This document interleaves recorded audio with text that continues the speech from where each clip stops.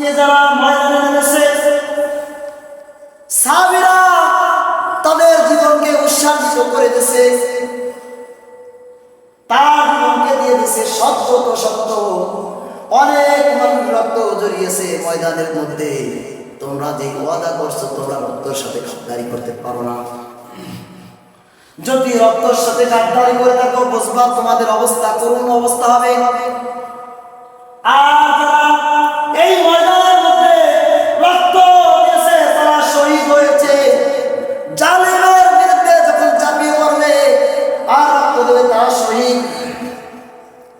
আজকে ওলামায়ে কেরামকে আমি বলতে চাই তারা কোথায়?